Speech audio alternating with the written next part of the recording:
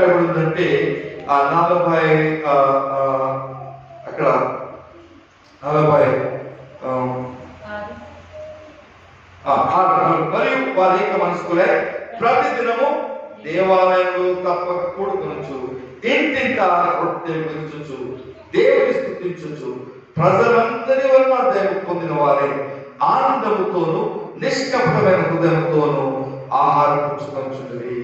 మరియు ప్రభు రక్షణ పొందుచున్న వారితో వారిని చేర్చుచుండెను. దానికి పైన ఒక చోట ఏమంటుందంటే 44 విశ్వసించిన వారందరూ ఏకం కాకుండా తమకు కలిగినంతయు సమష్టిగా ఉంచుకున్నది కాక వారు 46 చదివేసి కదా. ఇది అపోస్తుల బోధ 42 వీరు అపోస్తుల బోధ యందును సహవాసమందును రొట్టె విషయంలో ప్రార్థన చేయడము ఎడతెగక. ఈ కొన్ని విషయాలు ఉన్నాయి వాక్యంలో. ఈ విషయాలు పట్టుకోవాలి. సంఘ పాస్టర్ గారు మీరందరూ ఏం చేస్తున్నారు? కొన్ని చిన్న విషయాలు చాలా చిన్న రాయబడింది. ఇది సంఘానికి ప్రాముఖ్యమైనటువంటి పునాది. ఈ పునాది ప్రార్థనలు, విశ్వాసము, అపోస్తలుల బోధ. మరి మిగతా బోధల్ని పక్కన పెట్టాలి. చాలా బోధలు ఉన్నాయి. అపోస్తలుల బోధ మనకు ఎక్కడ కనబడుతుంది?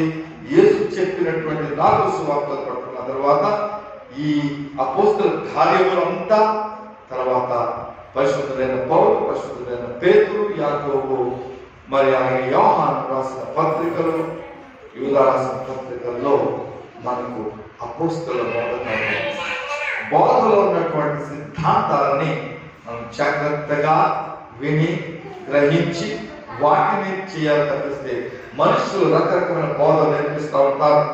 వారికి మనసుకు వచ్చిన మాటలు నేర్పిస్తుంటారు. వాటిని కాదు మనం చేసేది. అపోస్తలుల బోధను వాళ్ళు చేయాలి. చేసినప్పుడు సంఘము ఏమైంది? ఇక్కడ కింద చూస్తే వర్ధిల్లు. మొదటి రోజున 3000 మంది చేసిన తర్వాత కొన్ని వారాల తర్వాత 5000 మంది. హల్లెలూయా.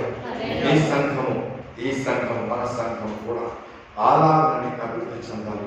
అయితే వీరందరూ కూడా నేను తెలుసుకుని నేను ఎలాగ సువార్త చెప్పగలను, నేను వెళ్ళి సువార్తని చెప్పాలి. అప్పుడు దేవుడు సంఘాన్ని అభివృద్ధి పరిచి ఆశీర్వదిస్తాడు అనే విషయాన్ని మీకు గమనించుకుని మీరందరూ సాగాలని ఈ వాక్యం మీకు చెప్తున్నా. దేవుడు మేము దీవించిన గాక. మీ కొరకు మేము ప్రార్థన చేస్తూనే ఉంటాం. ప్రార్థన చేయడం ప్రతి దినం పాస్టర్ నేను ప్రార్థన చేసుకుంటాం, గుర్తు చేసుకుంటాం. పాస్టర్ గారిని గుర్తు చేసుకుంటాం. మీ పెద్ద అవసరాలు తెలియవచ్చినప్పుడు వాటి గురించి ప్రార్థన మేము చేస్తున్నాం. మా పని అంతే, దూరంగా ఉన్నాం కాబట్టి మీ పని మాత్రం సువార్త చెప్పి మా సంఘం ఏడ్చిపోతుందని చెప్పి ఒకసారి సువార్త చెప్పలేదు. స్త్రీలు ప్రభా సంఘం అభివృద్ధి కావాలి. ఎందుకు మీకు అక్కడ చెప్పాను? దేవుడు మీకు ఎక్కువగా ఇచ్చిన వారి దగ్గర ఎక్కువ అడుగుతాడు. ఇచ్చాను కదా ఏమైనా అడుగుతాడు. తలాంతుల స్టోరీ చేసి ఆ యొక్క ఉపమాన చూసినప్పుడు 5 తలాంతులు ఇచ్చిన వాడు 5 పట్టుకొచ్చాడు.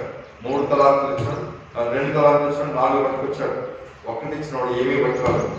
ఏమైందప్పుడు యేసుక్రీస్తు చాలా కఠినంగా అంటాడు. వాడిని బయటకు చీకట్లో తీసేయాలి. వాడు మన తలాంతు తీసుకెళ్ళి ఎక్కువ నాడికి ఇచ్చేసేయాలి. కొన్ని సంఘాలు జరుగుతాయి. కొన్ని సంఘాలు సరిగా చేయనప్పుడు దేవుడు ఆ సంఘాలను తీసుకెళ్ళి సంఘాలు పెట్టేస్తాడు. ఆ పాస ఖాళీ అయిపోతాడు. మనము అలాగే కాక దేవుడు చెప్పిన మాట ప్రకారం మరి ఆ యొక్క ద్వితీయోపదేశకాండ చదివిన ప్రకారం ఆయన మాటలు చేసినట్లయితే అభివృద్ధి, ఆశీర్వాదం అన్ని దేవుడు మనకి ఇచ్చి దీవించి మరి ఉన్నత స్థితికి నడిపిస్తాడు అనే విషయాన్ని మనం గుర్తు చేసుకుందాం. మీకు ఎదుగుతున్నాం. మీరు ఎదిగే సంఘము, మీరు ఇంకా చక్కటి సమయంలో ఉన్నారు. ఎదిగిపోయిన సంఘానికి ఏం చెప్పగలం? కొన్నిసార్లు ఎదిగే సంఘము మీకు చాలా మంచి భవిష్యత్తు ఉంది.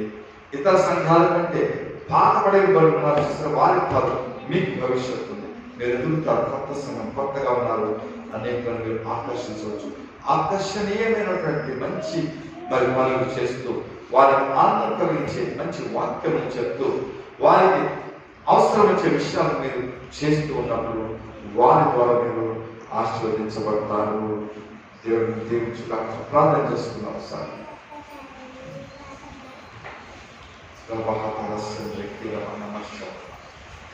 ఓరి పరం నమస్కారం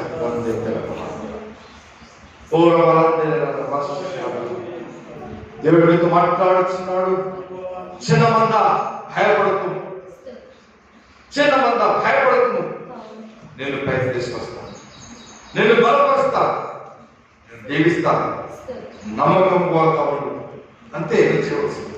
నమ్మకంగా ఉండు, నేను దీవించి అభివృద్ధి పరిచి ఉన్నత స్థితికి తీసుకొస్తాను. దేవుడు మాట్లాడుతున్నాడు. సంఘంతో నేను బలపరుస్తాడు, దీవిస్తాడు, మీ ప్రతి అవస్థను ఆకరిస్తాడు.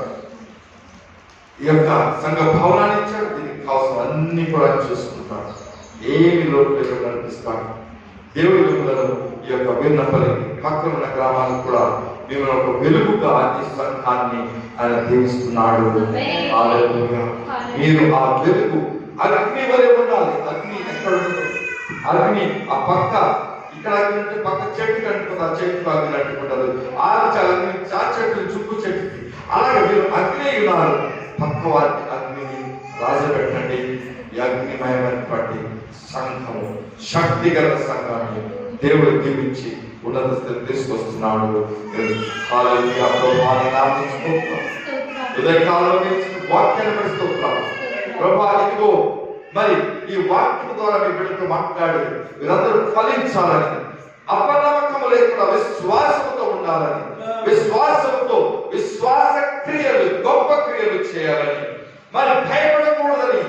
ప్రభా అంతే కాదు, నీవు సంఘం కట్టుచు అనేకమైన వారిని మరి తీసుకొచ్చి చేస్తావని, సంఘం దీవించి ఉన్నతగా పైకి తీసుకొస్తామని, అలాగే సంఘ పాస్టర్ యేసుదాస్ గారి వారి అలాగే సహాయం చేసిన కుమారుడు యోసేపు తన భార్య బిడ్డలు కూడా దీవించాలని, పెద్దలుగా ఉంటున్నారు అబ్రహాము వారిని కూడా దీవించి ఆస్వాదించాలని ప్రభావి సంఘం నుంచి అప్పగిస్తూ మా ప్రభువును రక్షించినటువంటి యేసుక్రీస్తు పరిశుద్ధ నామములో ప్రార్థన చేస్తున్నాను తండ్రి. ఆమేన్. దేవుడు దీవించుగాక.